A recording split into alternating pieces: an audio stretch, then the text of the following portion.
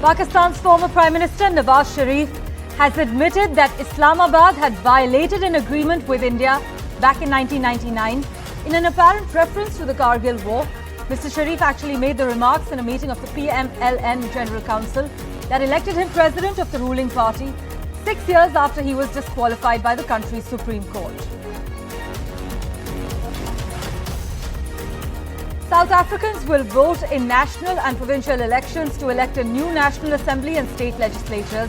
The National Assembly will choose the president for the next 5 years.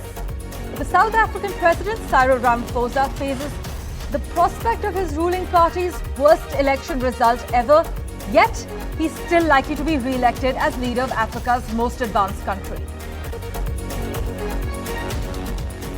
Defying an appeal from the International Court of Justice, Israeli tanks advanced to the heart of Rafah for the first time after a night of heavy bombardment, while Spain, Ireland and Norway officially recognized a Palestinian state, a move that further deepens Israel's international isolation. Hong Kong police have arrested 6 people, marking the first time that the city's new national security law, known as Article 23, has been used against suspects since it was implemented back in March.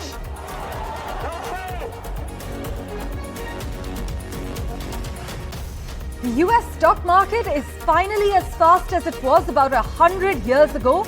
That was the last time share trades in New York settled in a single day, as they have under the new Securities and Exchange Commission rules. The change, halving the time it takes to complete every transaction, also occurred in jurisdictions including Canada and Mexico on Monday.